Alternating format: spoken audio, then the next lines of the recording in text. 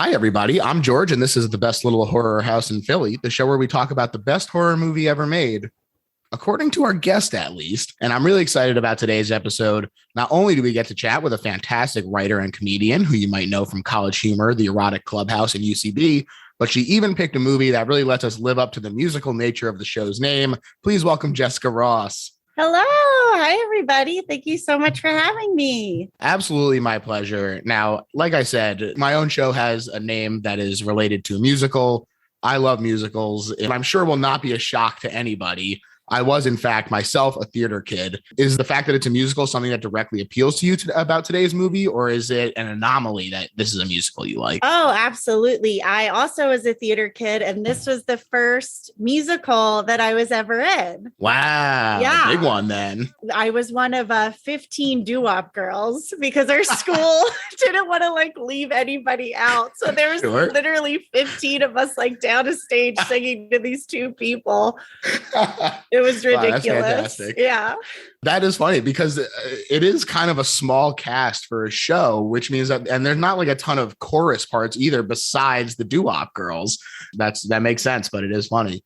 Where did the love of horror start for you in general? I mean, definitely horror musicals, I feel were my introduction into horror movies. Maybe as a kid, they felt safer for parents to show you or something. But some things that were more silly, campy horror, we watched Rocky Horror as a kid. We watched a lot of Little Shop, a lot of the old B movies and stuff, or I'd watch Mystery Science Theater with my dad. So I think just a love of camp and theater and over the topness. And then it wasn't until recent years that I really got into horror movies specifically, when The Babadook came out and It Follows and Get Out. Then I kind of just got more and more into horror and then started going back and watching more. Yeah, but I love horror. That's awesome. And yeah, I think it is funny because the theatricality that is so a part of horror, I think really does create kind of a pipeline from these musicals like Rocky Horror and Bat Boy, and even Carrie and Toxic Avenger have musicals. And it does, it's very easy to wind up as a horror fan, as a musical fan, for sure. Oh, definitely. Because I was thinking that too, as I was watching, I was it's such an extreme world to live in. And music just comes at the height of a feeling. So horror does feel it really lends itself to it. Yeah, absolutely. Would you say that there is a favorite subgenre that really draws you in? I mean, I love a sci-fi horror, which I think this movie's so fun because it falls into everything. It's rom-com horror, sci-fi horror, musical horror, campy. But I mean, I love Alien. I love anything set in space, I think seems very scary. So yeah, sci-fi horror is probably my favorite. Yeah, I can definitely get behind that. I mean, space alone is terrifying. And then you add something else in there, like a robot gone awry or something, definitely. Or an alien. Yeah, or even more than space, the ocean. I feel I would rather be lost in space than in the deepest of the sea. Any picture that comes out of the bottom of the sea, I'm that's disgusting. That wants to kill me. This is their planet, and it's only a matter of time before they get it back. That's right. So the movie that we're talking about today is Little Shop of Horrors, directed by Frank Oz and released in 1986. But going back as far as possible, Little Shop had some incredible talent behind it. It started out as one of Roger Corman's infamous low-budget movies, utilizing sets and cast left over from Bucket of Blood and shooting all the interiors in a mere 2 days.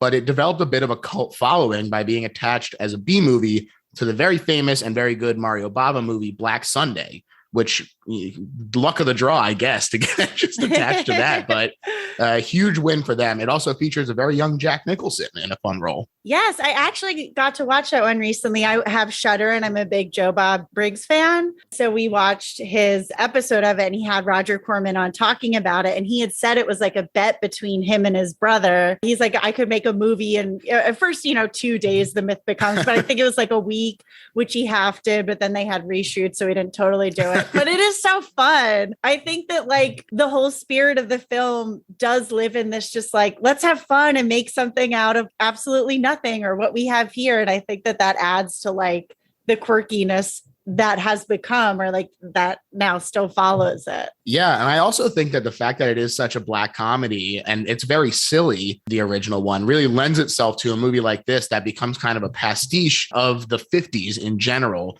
which is when the original one takes place by virtue of coming out in 1960. Yeah, I remember watching the first one and thinking the flower shop scene felt so much like a theater set. But then when I rewatched Little Shop again last night, I was like, this one feels like a theater set. Like it does have a very like theater vibe to it still. Yes, absolutely. And because the original one does have that theater feeling as well, this led, and of course it had, like I said, a big cult following, led to the Off-Broadway show, which ran for 5 years, becoming, at the time of closing, the third longest running and highest grossing Off-Broadway production, which I thought was very interesting. Yeah, that's so cool. And I know the guy who did the book for that it's the same music for the movie. And then I read he went on to do The Little Mermaid, which is so cool because that also, once I saw that, I was like, oh yeah, they kind of have like a similar, like definitely the villain lives in this very cool, like over the top, like slightly sexualized and just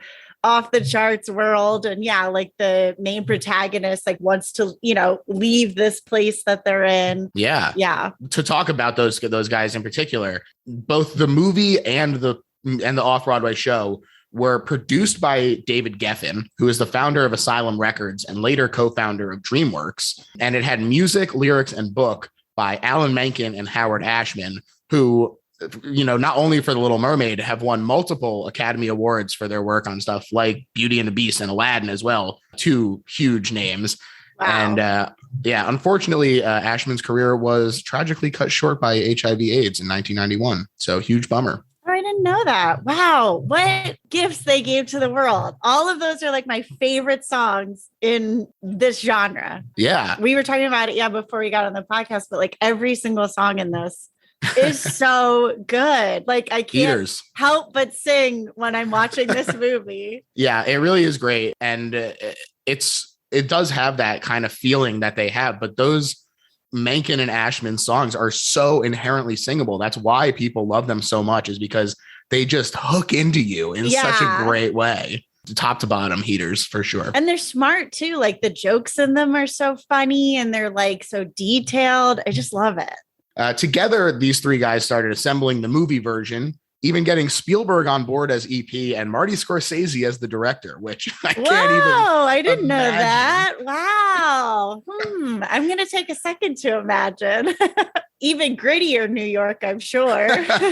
But at the same time, Charles B. Griffith, who is the writer of the original movie, had a lawsuit going that wound up getting settled by the rights holders for 1/4 of 1% of the earnings of the stage musical, but getting that held up production to the point that both of those guys got busy elsewhere. So eventually Geffen was like, oh man, I got this movie. I don't know who to turn to. Who do I know that can work with puppets? Frank Oz, of course. Yeah. Frank Oz is perhaps most famous for puppeteering, having played the roles of Yoda, Bert, Grover, Cookie Monster, Miss Piggy, Fozzie, Animal, Sam Eagle. But in addition to all of these iconic roles of everyone's childhood, he's also been a successful actor and director over the years, including being the jail employee who gives Jake his stuff back in the Blues Brothers and directing movies like Bowfinger, Dirty Rotten Scoundrels, and What About Bob, in addition to this one. So quite a career. Oh, yeah. I forgot he did What About Bob and Dirty Rotten Scoundrels. Oh, my God. Wow. It was interesting because I remember when the new Muppet movies came out. I'm a huge Muppet fan too, which is probably why I also love this movie. But I remember Frank Oz giving the new ones a hard time because they weren't like dark enough. So it's so interesting. Yeah. I'm sure we'll get into all of this, but like, yeah, you could see kind of what he wants to tell, the stories. He has a pretty bleak outlook on things. Absolutely, yeah. He does. It is funny when he's talking about the changes that had to get made to this and how like sad he was that God, when they took away my vision. And not only that, I mean, I don't want to get ahead of ourselves, but like the money that was spent on the portion that was cut, I was like, oh no, and the amount of time, it was like almost a year filming, and it's awesome. Yeah, it's so good. And you have to imagine that at the time, it wasn't like people had these physical copies of things that had special features loaded on it, Yeah. So those guys had to probably feel like that was never going to get seen. Yeah. Which is crazy to think about. There's 2 extra scenes, right? Then there's the dream sequence as well, which is really cool that I like. Yeah, it is a fun one. So we got a great cast in this. Yes. Rick Moranis playing Seymour Krelborn. Absolutely. Perfection. Top-notch casting. Yeah. Doesn't get better than that. The best role. He's great in everything, but this is like, could you have picked a better person? Can't be done. Yeah. You love him throughout, like no matter what he does. He's a murderer, and we're still like, no, it's okay. They had actually cast him, and then we're like, oh, we forgot to check if he can sing. But that luckily is his voice, right? Yeah. Yeah, luckily he can. Yeah. But that was very fortuitous because they did not check. We've also got some freaking Treehouse of Horror ass names here with Vincent Gardenia. Oh my God, Mr. I love Mushnick. him. Yeah. Absolutely fantastic. Have you seen Moonstruck? I have. I love it very much. Oh, I love him in Moonstruck. I just love that's another one of my top movies ever. Oh.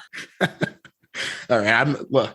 I'm so tempted. Last time it came up, I did the Nick Cage yelling about his arm, and people were like, you shouldn't do that again. So do it. I'm resisting. No, I gotta resist. I truly did this the other day to somebody, and they just like stared at me like, I was like, my hand. Johnny has his bride. Johnny has his hand. Oh, what a perfect movie. Oh my God. I love anything that's like heightened reality, but also feels so real and relatable at the same time. And I think both these movies are that too. And he's a great actor for that. He's so over the top, but so realistic at the same time somehow. Yeah.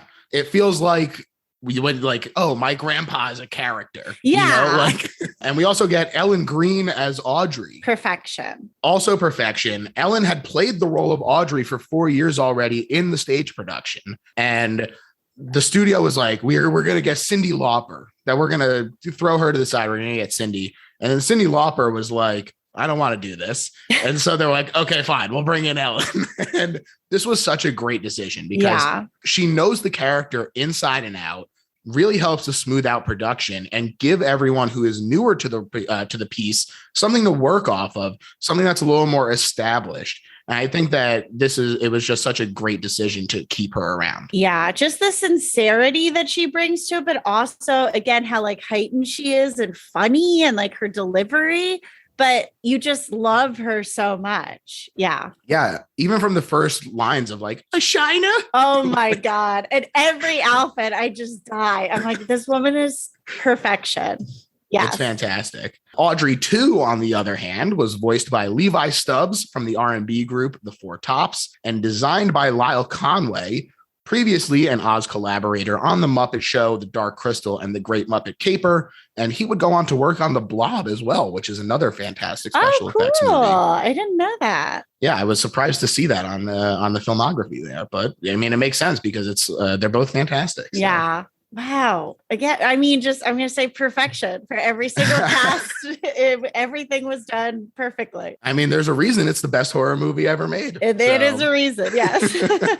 But this was such a complicated build. There are so many iterations of Audrey 2, you know, between ones that had the lip syncing, ones that just opened up all the way, ones that were meant to chew on the legs and stuff, ones that had the wires attached for puppetry. So he, instead of having it done in pre-production, was literally working on Audrey 2's the entire way through production to make sure that everything was made in time. He did get nominated for an Academy Award for his work on this movie, though, which I think is well deserved. I know I read somewhere too, the mouth was like so heavy or couldn't move fast enough. So they had to like speed up the rate for that singing, but not other people's. And it was like a technical nightmare trying to get, but it's perfect.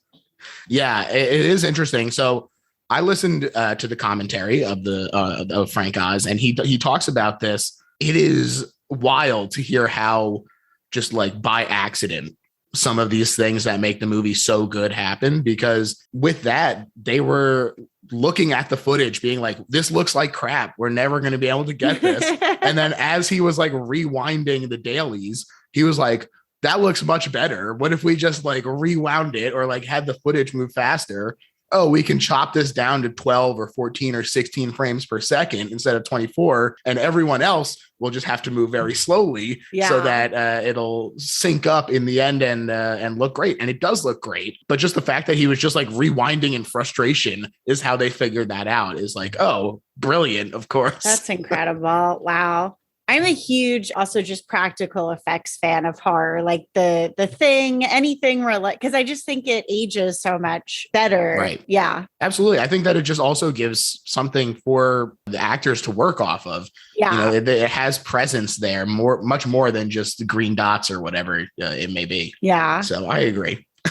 During the test screenings, they discovered that they basically needed to completely redo the ending, which we already kind of touched on a little bit. The intended finale was quite dark, and both of the lead actors wind up dead. And Frank said, "We killed the people they loved, and they hated us for it." And David Geffen told us early on that would be the case, but we didn't believe him.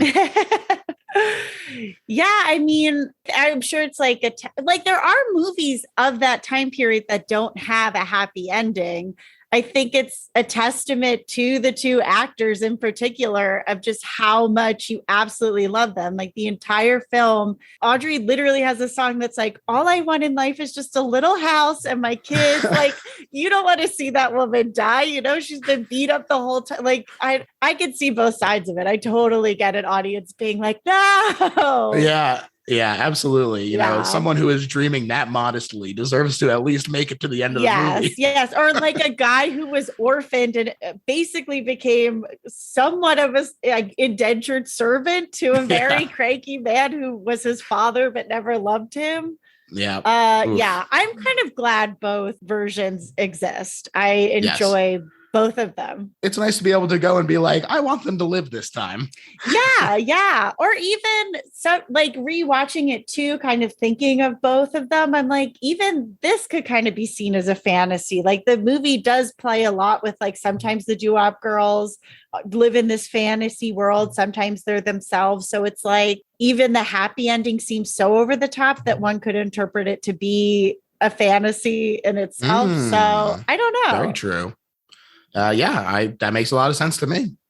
But so they took this ending, which was this huge, elaborate tabletop model done by Richard Conway, who'd also done Flash Gordon in Brazil. And like you said, the price was enormous. It cost about $5 million to execute this final scene. Wow. It all got scrapped. It's awesome. It's so great. You can YouTube it right now too. Pause this, go YouTube it. Because it has all these references too. It has like Planet of the Apes and War of the Worlds. Like it's definitely playing with like what it's also paying homage to, which is really fun. Yeah. And Frank, like we said, was very unhappy about this, feeling that it was untrue to the story, but he did understand. He said it's not like in a play where they can come back out for bows and everyone gets to see them and say, okay, they're still there. You know, in the movie, they die and that's it. And and he was like, I get it. So I read somewhere, I thought it was really interesting. They compared at least the one with the alternate ending to like a Greek tragedy, essentially like your hero going and playing with this like power from the gods, and then him and everyone around him suffers because of it. So in that way, it totally makes sense that then, these two would die, right, for noble reasons or not. And then the world is over. Yeah, that totally, I think, makes a lot of sense, especially because the doo-wop girls function basically as a Greek chorus the entire time. Yes. So very Greek tragic indeed. People did react positively to the change, though, and it did $39 million on a budget of $25 million, although the studio did consider that underperforming. Where it really succeeded, however, was on home video. This movie did gangbusters on VHS and beta. So I think people can relate to that. I certainly had a copy of it on DVD growing up. I think everyone did. Yeah, I think we had the VHS. I mean, it came out like the year I was born. So of course I didn't see it in the theaters, but it was definitely one. I remember it scared the shit out of me when I was a kid too. I get it. Yeah. Especially I remembered like the Mushnik part where he's like has the gun and he's leading up the steps and the girls are like whispering and oohing. And then I was like, oh my God. Yep. It's spooky for sure. Yeah. And I think that is something that Frank Oz really capitalizes on well. You know, you see people talking about how scary The Dark Crystal is to them as well. He worked on Labyrinth, which has some scary moments. Labyrinth scared the shit out of me as a kid. It still kind of scares me as an adult, more so than this movie. And there's something so disturbing about like the character creations. They're like so wrinkly and wiry and like gooey. I don't know. Yeah.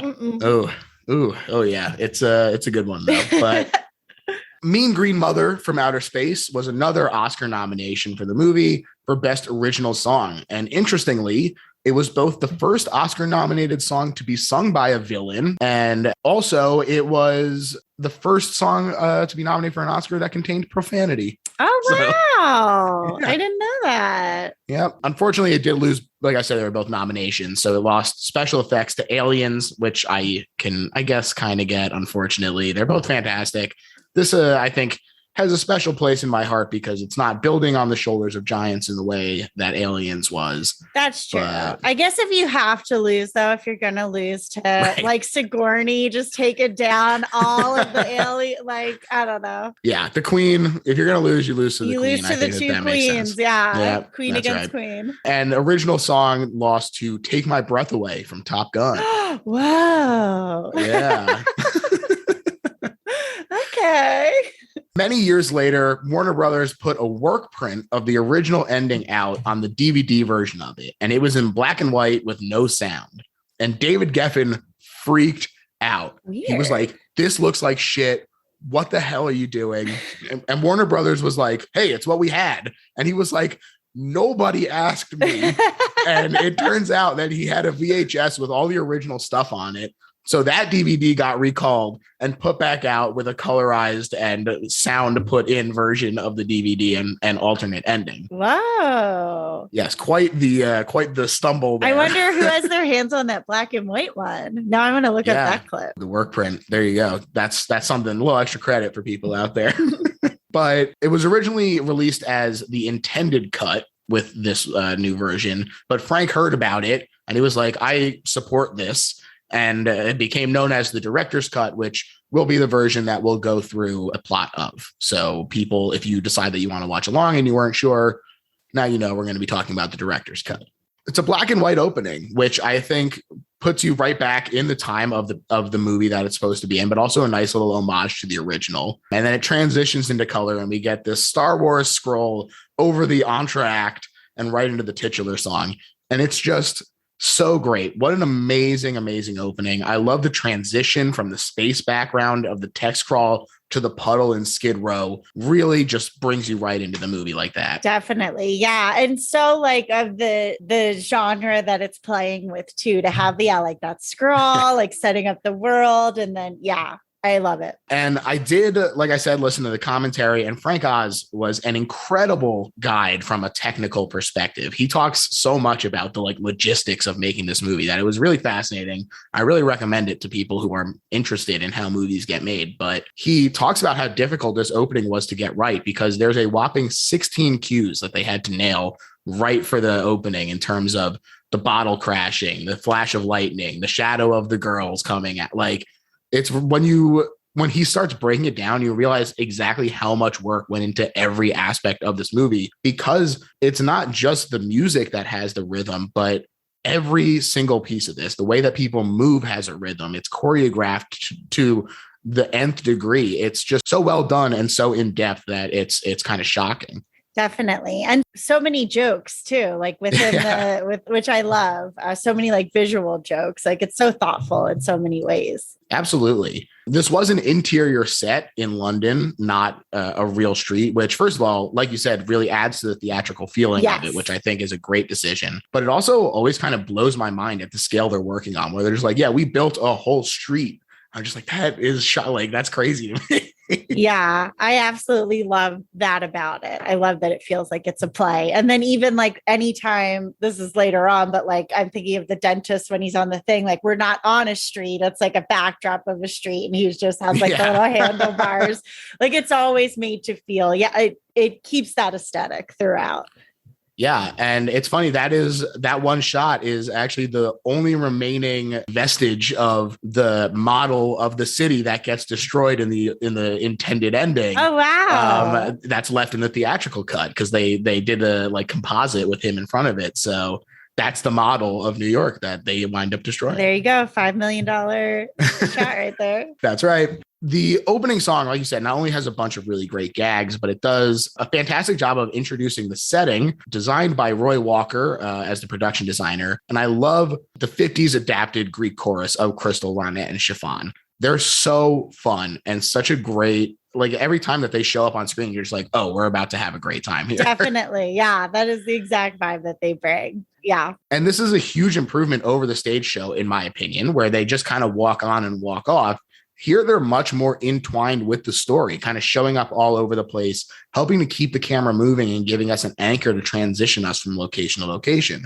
And this was actually the cinematic piece of the puzzle that convinced Frank to take the job, because he felt it was a little too static and too stagey as written originally. And so when he came back to it, he said, these three girls are the ones who are going to help kind of carry us through the movie. Another really great decision, I think. Definitely. And I love that they have their heightened fantasy, like doo-wop girl clothes, but then we get to see them as the like street urchins in like just their regular casual wear. And they have like their own fleshed out lives too, and wants and desires like outside of this as well, even though we don't explore it as much as the other characters. Right. Even the fact that they are named in the movie, I feel like is a huge like victory for them to not just be like, oh, the three girls. Like, that's Chiffon, Ronette, and Crystal. Like, we know them. Yeah. They lead us along to meet Seymour Krelborn, a real klutz, as we see from him immediately dropping a shelf full of plants on himself to his boss, Mr. Mushnick's displeasure. The news reports a total eclipse of the sun last week, and we're also introduced to Audrey, who is arriving late to work, mostly because she was getting beat up by her abusive and sadistic boyfriend, Steve Martin, DDS. His name, it's like Oren Scrivelli, I think. Yeah. Audrey and Seymour have unacted upon crushes on each other, each one feeling that they don't deserve the other one. Oh, so sad. Tragic. So sad. And watching this too, again, it was so interesting that both Oren and Mr. Mushnick kind of exhibit like the same monster qualities that the monster himself does. Like they don't really have much regard for other people. It's only like what they can get out of them. And that Seymour sees this as like, oh, she must like that in a person, and like I'm not that, so I need to like become more of this in order to be like liked or respected, or which is so sad. It's and then awful. She assumes because she came from like this certain type of way, she doesn't deserve somebody like Seymour. It's so heartbreaking. It really is. And everyone is just lamenting the state of their lives pretty much. Yeah. Oh my God. How relatable too. Yeah.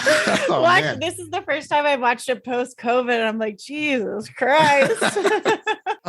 It really is kind of brutal. You know, everyone, they sing Skid Row. They all talk about how easy it is to get caught under the wheel. Yeah. And the rich are getting richer, and we're fucking cleaning their floors, and they don't even give a shit if we live or die. Oh man. It's like, yeah, guys, do you want to know what happens 60 years later? It's a lot worse. Now there's only like 6 of them that are really rich.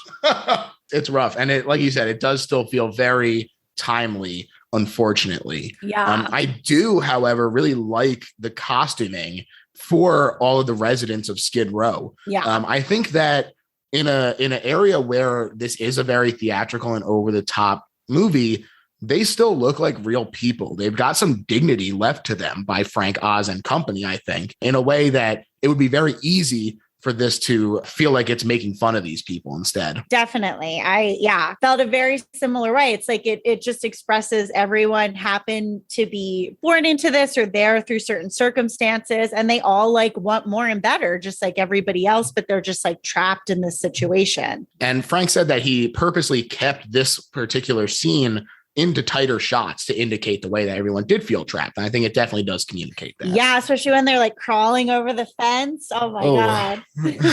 Mushnick says that he is in fact going to close the store, but Audrey and Seymour launch into a planned campaign to utilize some of Seymour's strange and interesting plants on display to attract business. And to this end, he unveils Audrey 2. And boy, does this look good in its little coffee can here. Oh, yeah. I read somewhere all of the set pieces were from thrift stores, and that the can in particular was like hard to find. One of like the time period that felt right to like put Audrey 2 in. Yeah, it was so funny listening to the commentary. He talks about the washing machines in particular, and how they would like buy new washing machines and find people who had the old time, like correct ones, and be like, we will trade you this new washing machine for your old 50s one. Please give it to us. That's incredible. Somebody's got to come do that for me in my refrigerator right now. Yeah, someone make a movie. Yeah, Frank Oz, I got one too. Movie from the 70s, 80s. You heard her, Frank. Let's get it going. But to their surprise, it does immediately attract someone into the shop.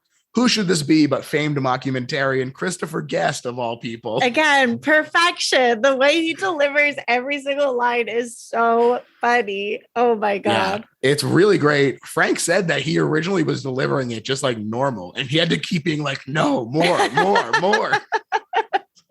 He's like a lunatic. He is just such a guy on that you would see in a theatrical production who comes in for a weird line. He said a line. I thought I wrote it down. It was so funny. I took little notes and I don't know where they are. But yeah, he's perfect in it. He is perfect. And Seymour, he explains where he got this plant that attracted this guy in.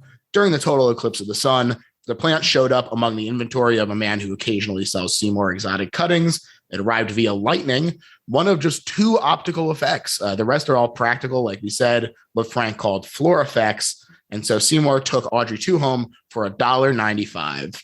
Very reasonable. Yes. This was my first time watching it with eyes of just oh, there is a bit of a weird kind of otherism that they're doing with getting it from the Asian market. But that felt like such a thing of the time period too. Like when you rewatch Gremlins and he gets the gremlin from the Asian market. So yeah, that was a weird kind of trope that they played with in the 80s a lot. Yeah, it was. Luckily, it's not I think that compared to something like Gremlins, where they really kind of settle in it, this is kind of over and done pretty quick, which is great. Yeah, but it definitely does exist. Christopher Guest buys $100 worth of roses, and quickly more and more rich people start making the trek to Mushniks. And this was something that really stood out to me this time.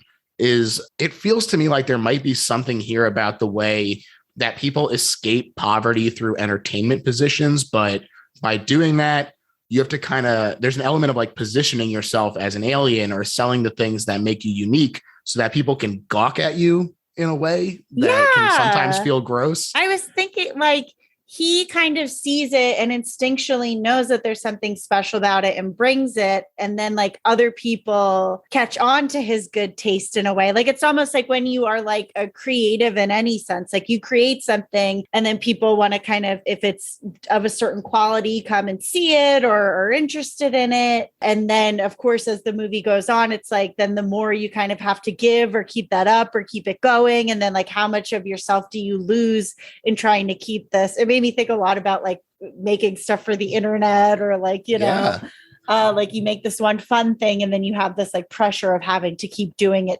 to that degree all the time, and how or what other people want to take from you because of it. Yeah. Seymour, he has to give so much of himself. He makes this Faustian deal and he thinks that by becoming or reaching another level, or what he sees as another level, that then he'll finally be good enough for people, in this instance, Audrey. Yeah. And that self-loathing that goes into it. Oh, totally. It was brutal. Or just, I'll finally be respected. But then it never stops. Then you have to keep feeding that. Yeah. You never get to be enough. It's always this thing then. And if that goes away, then they'll see that I'm just pathetic me, which is so sad. It's so relatable. If this is going to be bigger than hula hoops, then what's going to be bigger than Audrey too? Yes. In addition to this sort of playing into them feeling like this is a way to escape poverty, Audrey also reveals that part of the reason for her staying with her boyfriend is that he makes good money. Yeah, she says he's a professional. And I was like, oh, fuck, this is terrible. Although Mr. Mushnick does say to leave him, which I was like, all right, there you go. He's an ally. In that Mush, sense, a little mush. Old Mush has got a little bit of sense in him. She also says that he's the only guy she's got, to Seymour's chagrin. Yeah. Audrey, too, is withering up, though, so Seymour is charged with staying at the flower shop and nursing it back to health. He sings Grow For Me and discovers by slicing his thumb on some rose thorns that the special nutrient Audrey 2 needs is human blood. Blah, blah, blah. Yep. You got to give of yourself. That's right. The ultimate sacrifice. I think it's also, of course, very appropriate for how it's discovered that Audrey 2 wants this is, the thorns hidden among the roses of the promises that they make and everything. Yes. So Seymour does, in fact, give it a few drops if that will appease. But of course, it can only appease for so long. And as he leaves, Audrey too does in fact grow for him. And this looks so good. Frank was explaining how they did this shot. And basically it's forced perspective in a way where the plant is not actually in the can and the roots are part of the can. And then the plant just moves forward in order to grow. It's wild. I'm telling you, this commentary is nuts. I have to watch it. Yeah. Oh my God. That's so cool. I was just watching on YouTube, like Lord of the Rings, how they like set up different shots. Yes. That. I Gandalf. love Incredible. shit like that. it's very impressive. He was talking about a scene you wouldn't even think of, like when they're just sitting at like the table and like chit-chatting. And he's like, I was like, in life, we're at this giant like dining table at different ends, but in the scene, it looks like they're right next to each other. Like that's amazing that people magic. Can do these things. Yeah, it's literal magic. Seymour is appearing on WSKID Radio Zoo program to discuss the plant now operated by 4 to 5 puppeteers below frame and what would wind up being 60 at the most operating the puppet, with Weird Wink Wilkinson, played by John Candy, in another delightful role, as always, from him. One of just 2 people who were allowed to ad-lib in this movie. Yeah, what a treasure. I absolutely love this man. Fantastic. And even these little like cameo roles like this, he just brings so much to the table with He's just really a guy fantastic. You want to hug. Just like absolutely adore him. Absolutely. And unfortunately, Audrey Prime misses the broadcast, saying she didn't get tied up, just handcuffed a little. And her arm is also in a very chic lace sling. Oh my God, the sling. I am like, how is that working? That can't be giving you a lot of support right now. You need to see a doctor. Who can afford doctors? Truly, yeah. The choir also tries to convince her to dump the dentist and get with Seymour. And she says 2 things. First, in a terrifying reflection of actual abusive relationships, she posits, if he does this when he likes me, imagine what he'd do if he got mad. So terrifying. Sad. Yes. She also continues to demonstrate her own low self-esteem, saying that she doesn't deserve someone like Seymour, which leads into the song Somewhere That's Green, which, as we've already talk about shooting low. I mean, there's so many good songs, but this one really does touch my heart in like just such a special way, because it's not only so sweet, so sad, but it's so funny. Like it's just she gives you everything. Yeah, it's absolutely incredible. And it is funny that it is very sweet, but this is also in a movie about like killing and alien monsters destroying the US. Like this is one of the bleaker moments where all she wants is like the barest luxuries, like a chain link fence, a husband who's nice. Yeah. And it just really creates this understanding of the desperation that she feels. Eating TV dinners in front of their enormous 12-inch screen.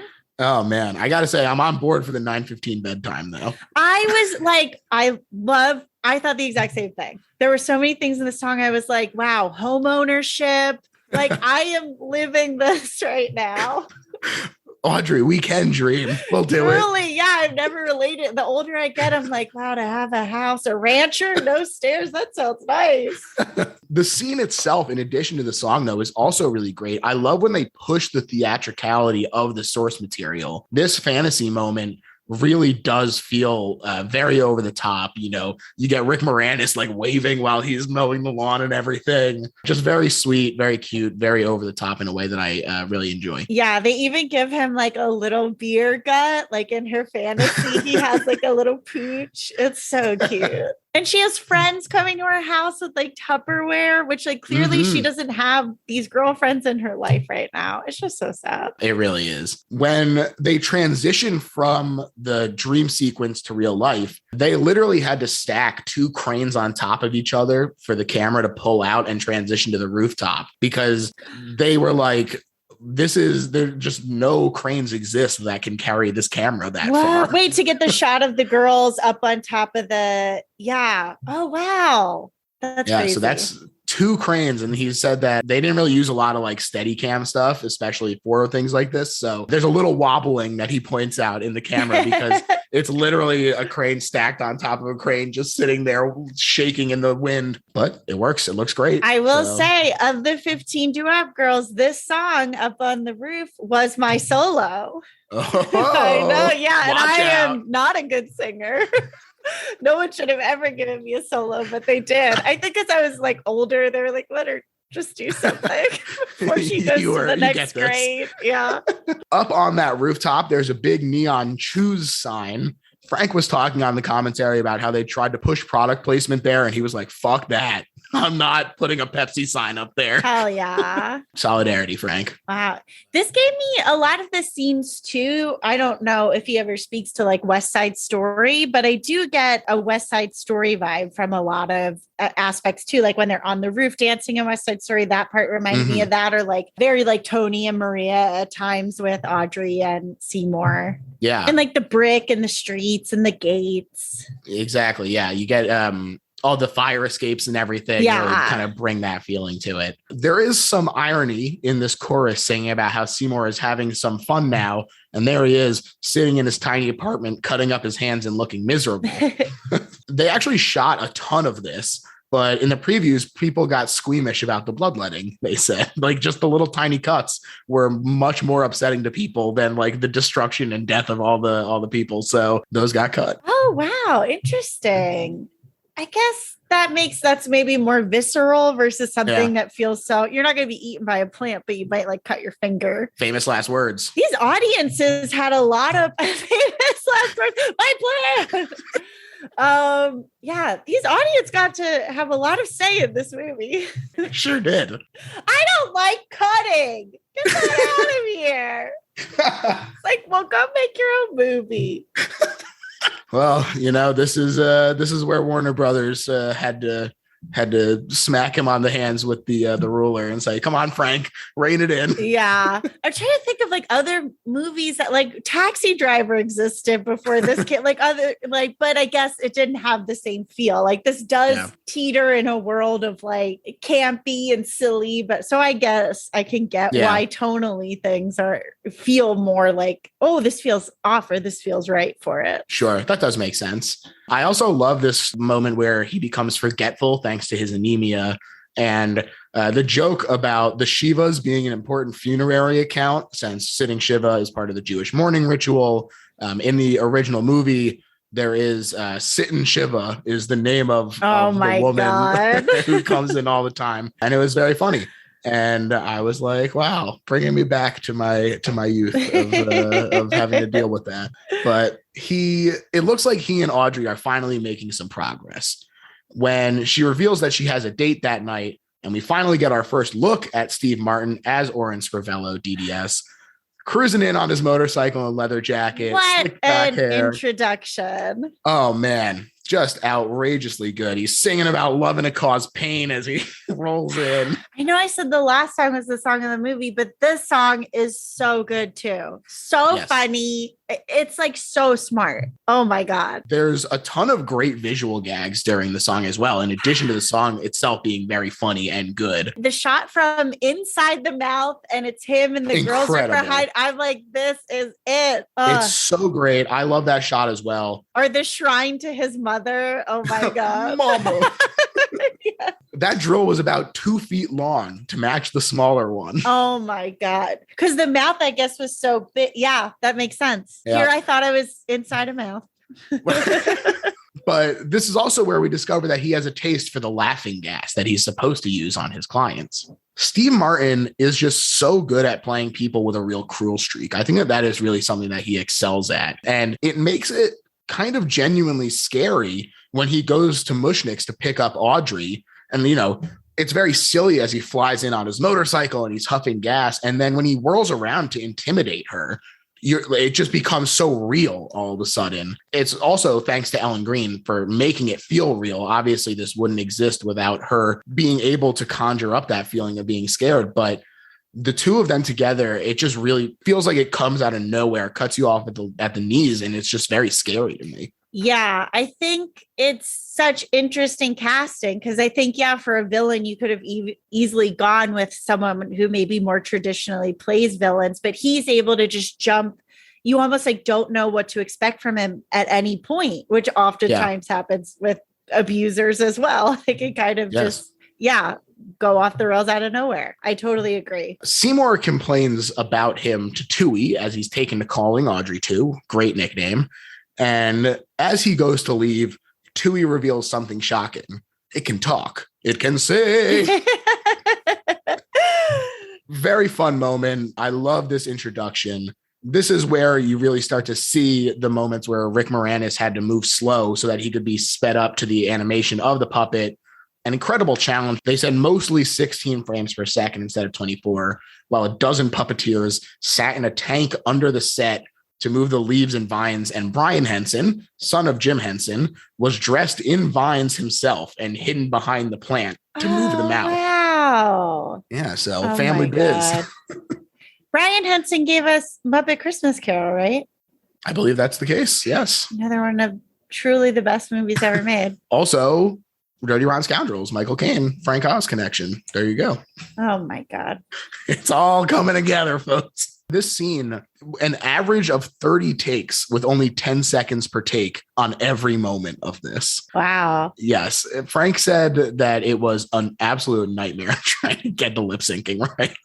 But it works out, looks absolutely fantastic. I guess those 30 takes, they must have had at least one in there that looked good. It looks incredible. It's so fun. It's so real. It's so like he's such a character. You totally buy into the whole thing. And the song, again, is so funny. But yeah, it's crazy watching it this time too, just like seeing what a manipulator the plant is as well. He kind of seems to be steps ahead usually of Seymour and just knows finds all different ways to get him to do the things that he wants him to do. That's Tui. But yeah, he lays down the rules for Seymour in this delightful song, Feed Me, parentheses, Get It. He promises untold successes and riches if Seymour will feed him live humans. And hey, you could do it Dexter style, only take out people who deserve it. Why not start with the good doctor? And Seymour is seduced into it finally at the thought of being what he deems good enough for Audrey. And the guy sure looks like plant food to me.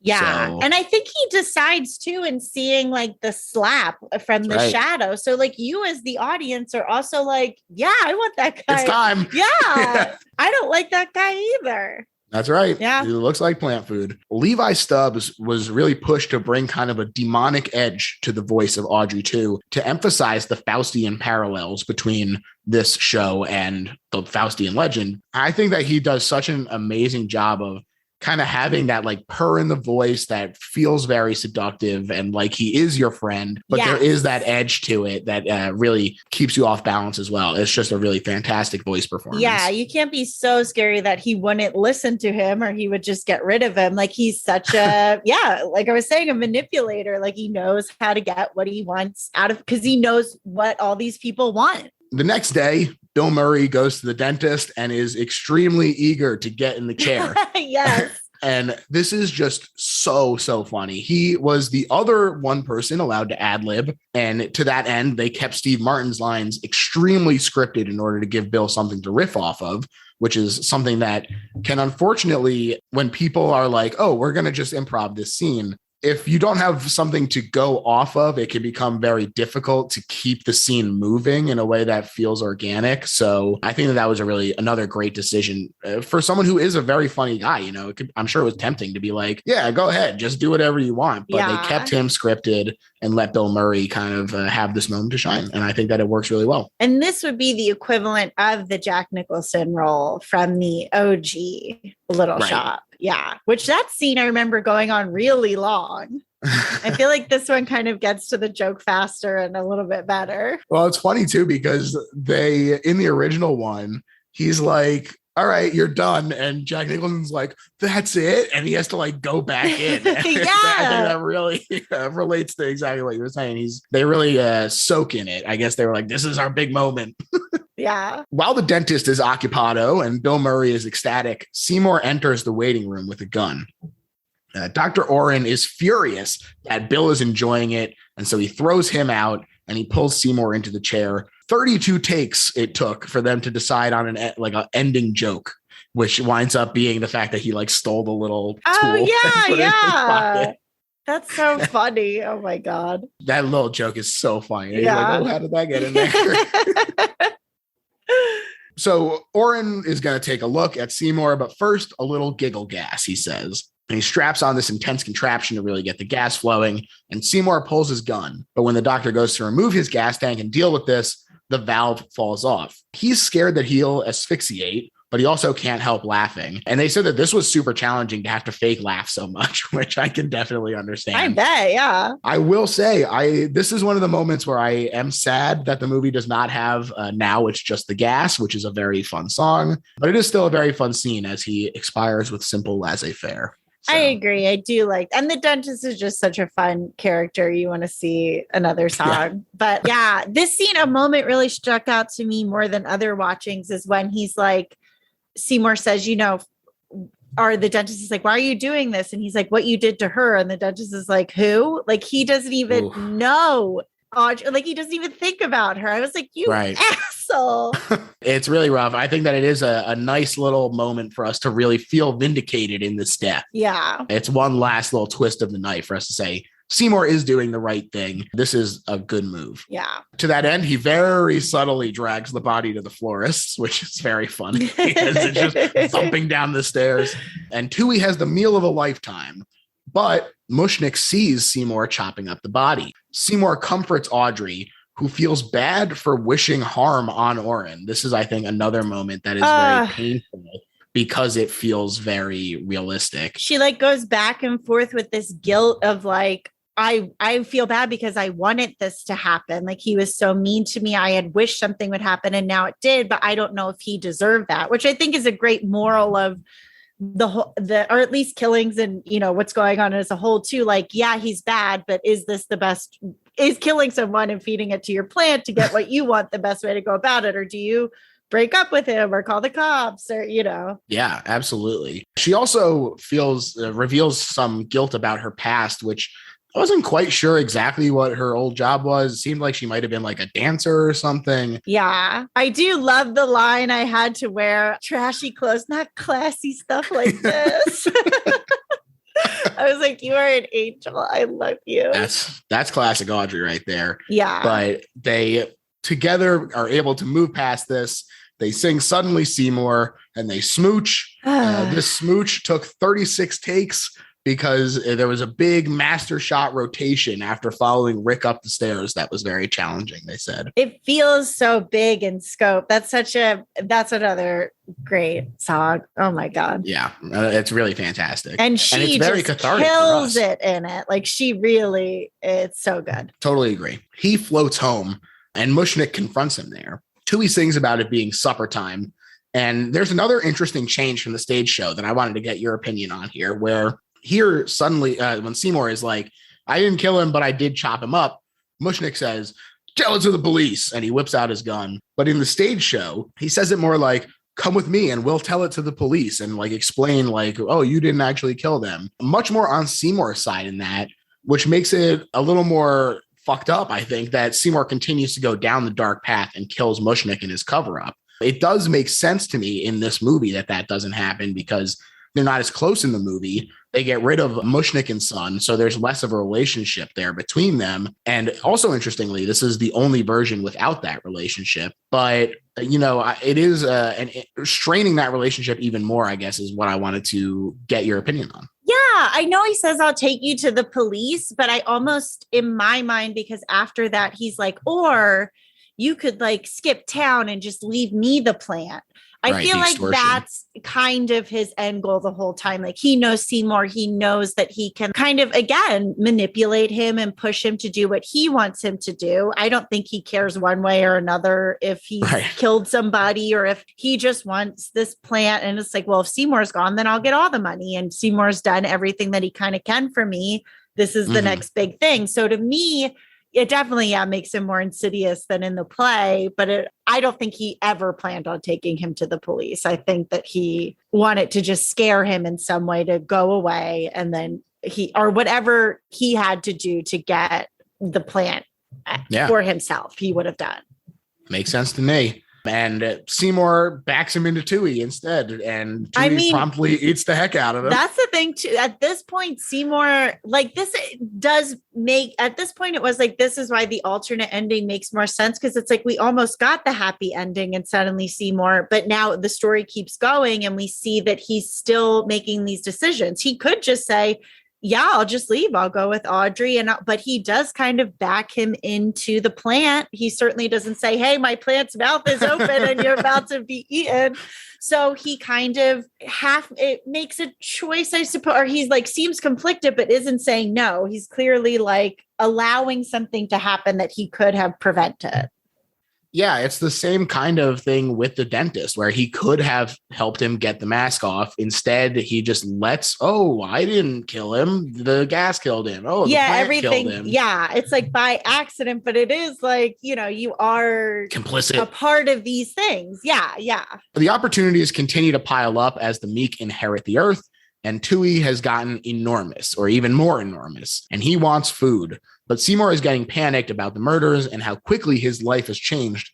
Plus, now that he and Audrey are together, he's terrified of losing her and feeling like he still feels like he's not good enough for her. And so that fraudulence that permeates his opinions of himself is dragging him down.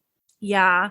This scene in particular, maybe even more than the ending, I miss not having it in the original version because it feels so like old Hollywood with the big sound stages, but then there would be almost like dancing or like weird artsy scene happening. And I love the blood going down Mushnick's painting. And then when Seymour turns into the plant, like he's literally like, I am the murderer. And so it's a much more interesting way to visually see his guilt and his reasoning than when it's cut. And then he just says, I feel guilty. I can't take this anymore. Not that that's not good. And we can, assume these things because he's overall a nice person, but yeah, I just like that visualization of it better. And it plays into a lot of other movies. So I like that it feels like stuff from Oklahoma or like other musicals, these weird fantasy How to Succeed in Business, huge homage there for like the coffee break sequence when Chiffon and the gang are, working in the typing pool and everything.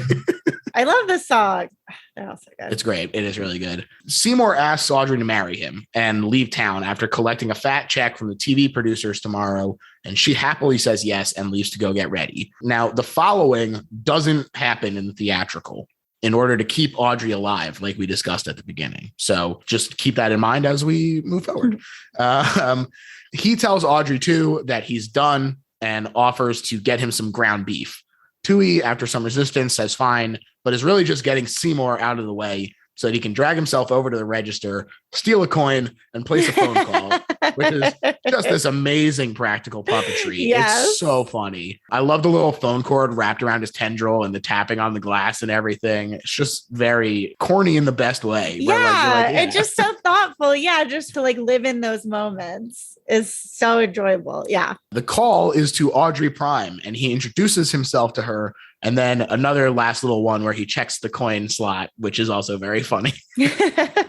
She runs over and he asks for a drink. But when she goes to do that, he chows down on her. And Seymour returns while she's being chewed and he pulls her out, but it's too late. She's a goner. Yeah. She tells him to feed her to the plant, though, because it can keep growing and Seymour can get all the wonderful things that she thinks he deserves.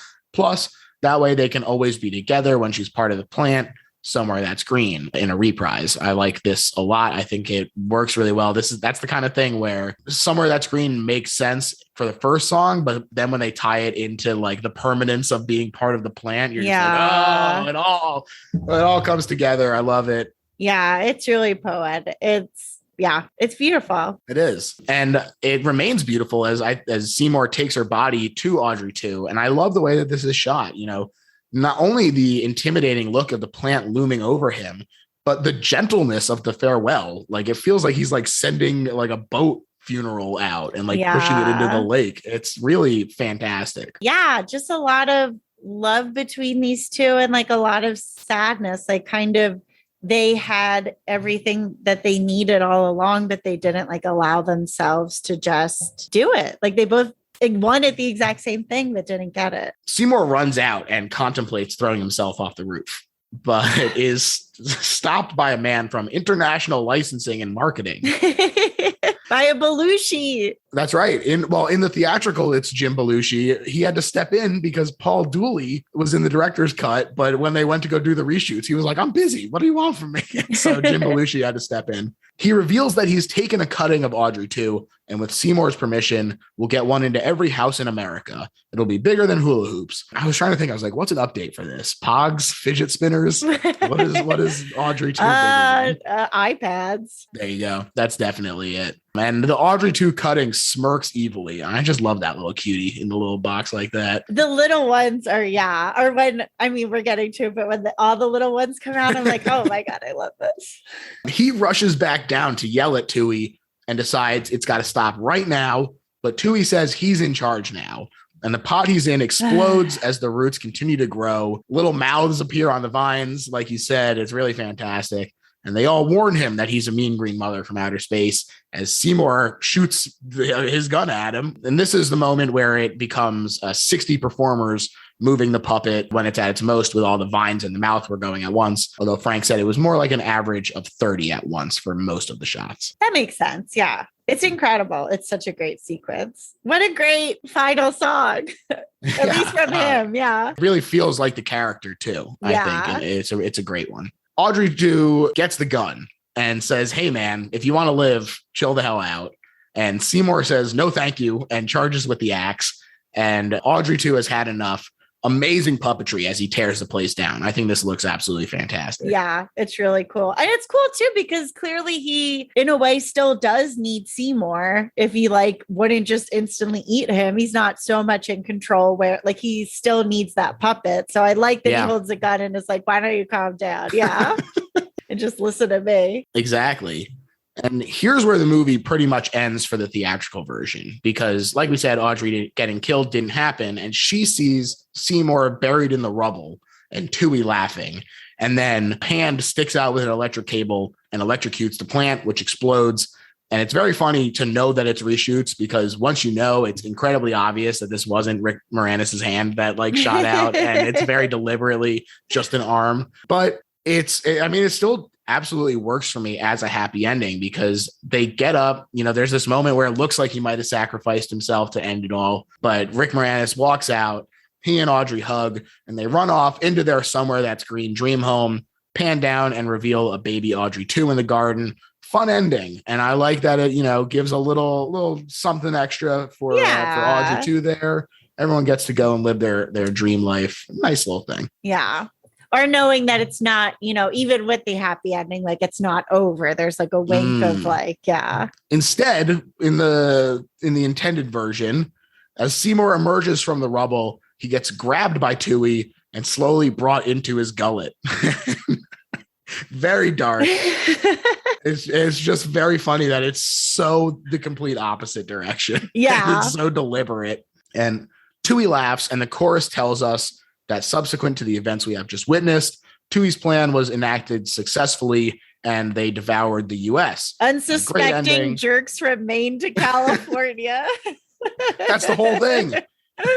I love, when the family's watching TV and the leaf comes out and gets the, I'm like, this is all just, and it just keeps heightening, and then it's rolling through the streets. I just love this whole look. It's really fantastic. First of all, the final Ultimo, Don't Feed the Plants, is an amazing, amazing song that I love a lot. Second of all, this just looks so great as it's like a secret kaiju movie where he just rampages down the streets and just starts tearing up apartment buildings and stuff.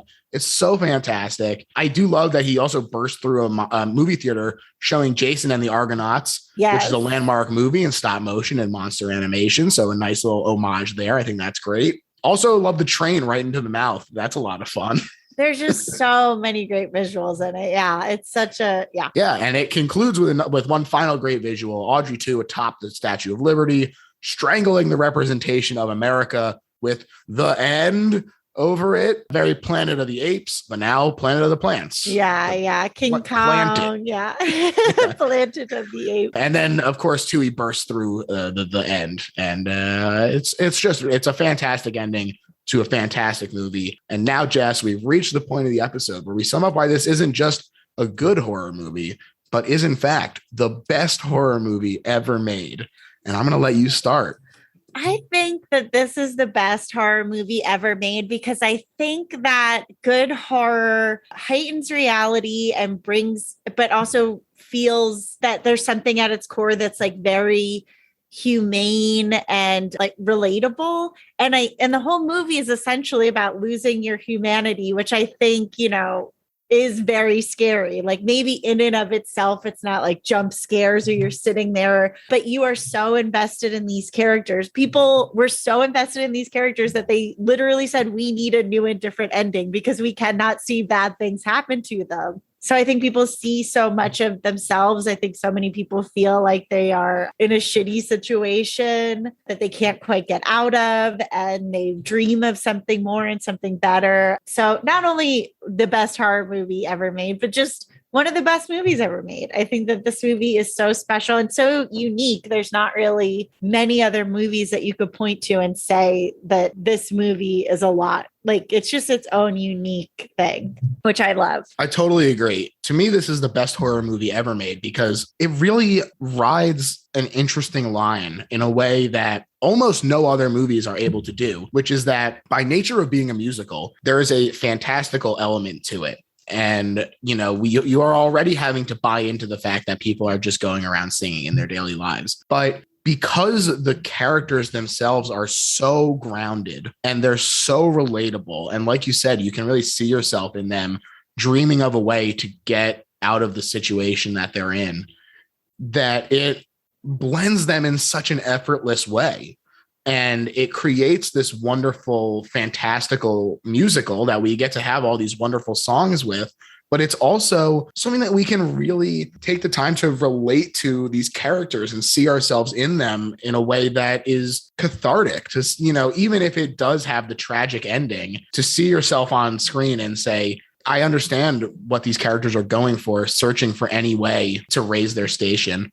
I think it's really fantastic. And that doesn't even begin to touch on the incredible performances, the absolute spectacular puppetry, the whip smartness of the script that is just hilarious from top to finish, top to bottom even, and start to finish.